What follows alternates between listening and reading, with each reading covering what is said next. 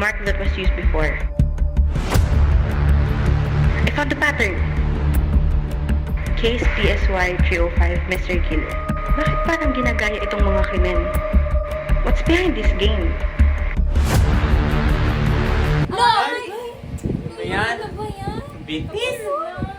Pero ang dami nangyari ha. Parang alam ko na mangyayari next episode. Ang intense ng kwento. Yun nga, pero... Wait, parang may naisip akong similar na game doon. Ano naman yan? Welcome to Mimic Street, where Mimic is the game and mystery is the name. Decode the clues before time runs out. Will your team crack the mystery or get scrambled in chaos?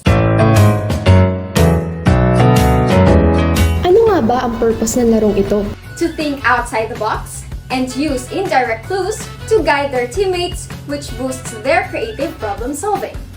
To enhance team communication, where success depends on how effectively players interpret and deliver instructions to each other.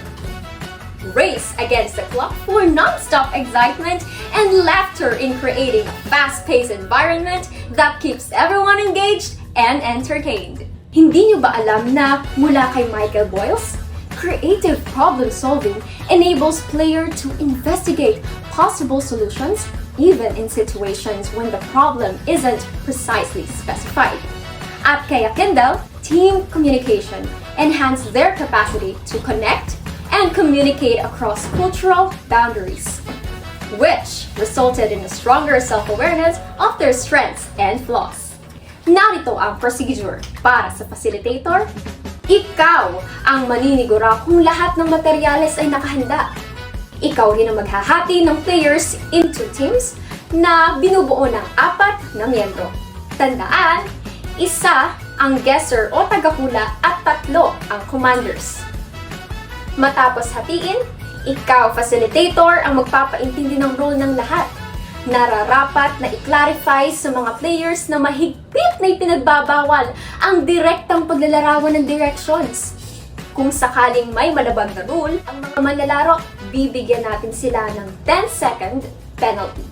Pagdating naman sa action card, kailangan natin dito ng randomizer upang makapag-assign tayo ng action category gaya ng nouns, verbs, song title, at song lyrics.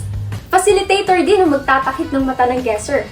Gayon din, ay dadalhin mo rin siya sa unahan ng action list. Sa pagsisimula ng oras, kapag nagbigay na ang commanders ng instructions, facilitator ang mag-update at magtatala ng bawat tamang sagot ng players. Pagkatapos naman ng isang round, papunta naman siya sa kabilang team upang maulit ang proseso.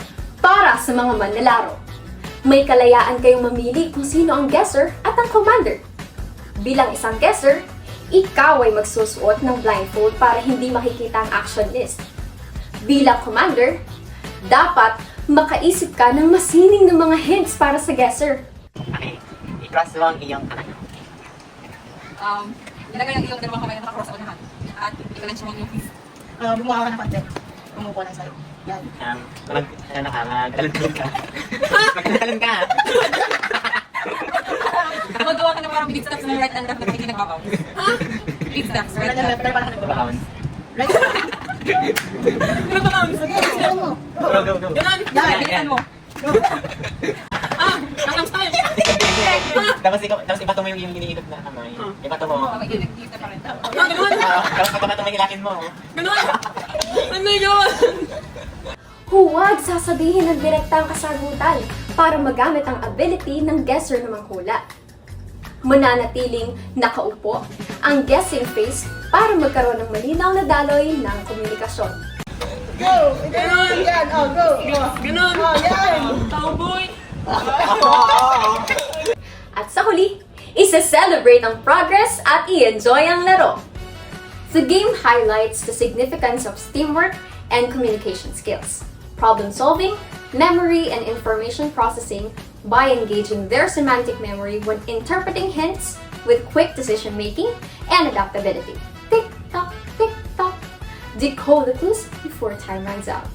Again, welcome to Mimic Street, where Mimic is the game and mystery is the name.